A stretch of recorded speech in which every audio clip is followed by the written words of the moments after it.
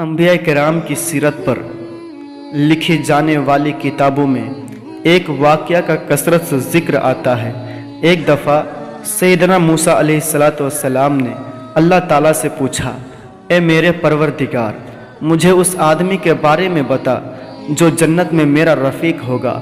موسیٰ علیہ السلام کے جواب میں اللہ تعالیٰ نے ارشاد فرمایا، تمہاری خواہش ہے کہ اس دنیا میں اپنے جنتی ساتھی کو دیکھ لو تو فلاں لکڑہارے کے پاس جاؤ، وہی جنت میں تمہارا رفیق ہوگا۔ چنانچہ سیدنا موسیٰ علیہ السلام اس لکڑہارے کے پاس گئے جس کی اللہ تعالیٰ نے نشاندہی کی تھی۔ اس کے دروازے پر پہنچے، اندر داخل ہونے کی اجازت طلب کی۔ لکڑہارے نے انہیں اندر آنے کی اجازت دی۔ جب موسیٰ علیہ السلام گھر کے اندر داخل ہوئے تو لکڑہارے نے ان کا خیر مقدم کیا۔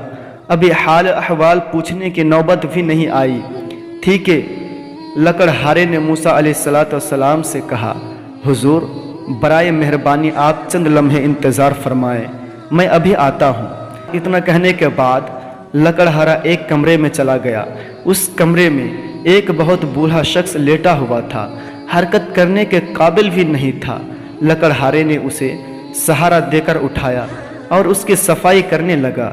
جب اس کی صفائی سے فارغ ہو چکا تو اسے کھلایا پلایا اور آرام سے لٹا دیا۔ جب لکڑہارا بوڑھے شخص کو لٹا کر واپس آنے لگا تو بوڑھے نے آہستہ سے اپنا ہونٹ ہلایا۔ اس کے بات سمجھ میں نہیں آنے والی تھی۔ بعد ازاں لکڑہارا سیدنا موسیٰ علیہ السلام کے پاس آ گیا۔ سیدنا موسیٰ علیہ السلام اس لکڑہارے کی ساری حرکات و سکنات ملاحظہ فرما رہے تھے۔ انہوں نے لکڑہارے سے دریافت فرمایا کہ وہ بوڑھا شخص کون ہے؟ لکڑہارے نے جواب دیا کہ وہ میرے والد ہیں۔ موسیٰ علیہ السلام کے ایک سوال کے جواب میں لکڑہارے نے یہ بھی بتلایا کہ وہ اپنے بوڑھے والد کی کئی سال سے خدمت کر رہا ہے۔ سیدنا موسیٰ علیہ السلام نے لکڑہارے سے دریافت فرمایا، اچھا یہ بتلاؤ کہ تمہارے والد نے جب اپنا ہونٹ ہلایا تو اس نے کیا کہا؟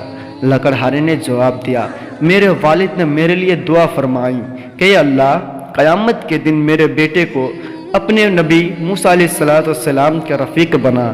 اس وقت سیدنا موسیٰ علیہ السلام کو ماں باپ کے ساتھ حسن سلوک کرنے والے اور لکڑہارے کی اہمیت اور عظمت کا راز سمجھ میں آیا۔